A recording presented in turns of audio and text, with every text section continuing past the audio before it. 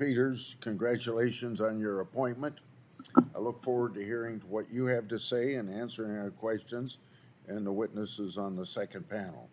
I'd like to emphasize that this hearing gives us a chance to ask questions of Director Peters under oath, but I think it makes a lot of sense if this committee had the chance to do so before she became director. So I've co-sponsored the Federal Prisons Accountability Act. This is a bipartisan bill sponsored by Leader McConnell and co-sponsored by several others, including Senators Lee and Ossoff, and it would make the position of Director Bureau of Prisons Senate confirmed. The Bureau of Prisons has been the subject of serious criticism, inefficiency, mismanagement, staffing problems, abuse of prisoners, crimes by prisoners, failure to implement prison programming, and you can go on and on with that list. A confirmation hearing is an opportunity for more accountability. The committee last held an oversight hearing on this bureau, April 2021, with former Director Carvajal.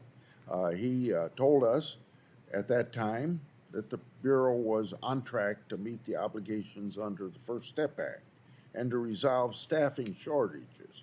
But we were misled because these remain areas of serious concern and are going to come up in this hearing as well. Staffing at federal prisons is a crisis. Without enough staff, you can't have the security to stop criminal activity inside prisons. Without enough staff, you can't implement the First Step Act programming to rehabilitate those who want to reform themselves. Without enough staff, you can't keep inmates and staff safe. Also want to mention that this committee has become aware of what appears to be disturbing examples of mismanagement and corruption. Director Peters, on August 1st of this year, I sent a letter to you on those issues that you've yet to respond to.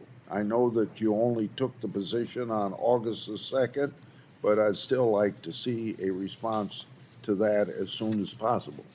The letter is about whether commissaries create a conflict of interest for the Board of Prisons, Bureau of Prisons efforts to ensure inmates are satisfying their financial obligations.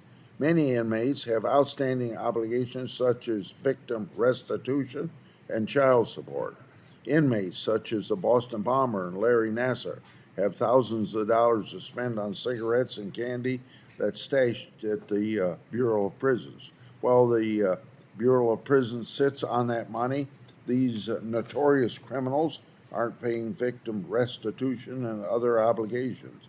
In other words, now, the Bureau of Prisons profits from these criminals hiding their money in prison accounts instead of paying their victims. Action has been promised with respect to reforming how these accounts are monitored. However, we've seen little follow-through on that point. This committee has also been concerned about instances of prison workers and correction officers committing crimes. Director Peters, I understand that you recently visited the Federal Correction Institution Dublin, where several staff, including a chaplain and former warden, have been arrested for sexually abusing inmates. In response to letters from this committee, the Bureau of Prisons has supplied information on policies for hiring and enforcing rules on employee misconduct.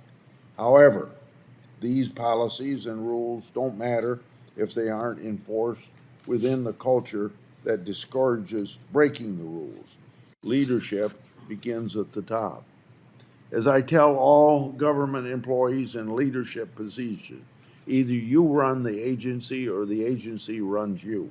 In conclusion, I want to mention something that I think you figured I'd say. I've always placed a high importance on whistleblowers. Whistleblowers are very patriotic citizens that put the country above their own self-interest. In other words, they just want the government to do what the law says the government should do and spend the money accordingly.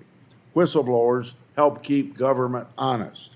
It's been widely reported that inmates who complain face punishment, but reports also indicate that whistleblower employees at the Bureau face retaliation for their speaking up. This is not how you build accountability or trust. It's important that as director, you understand that whistleblowers are protected by law and their efforts should be supported and not in any way chilled.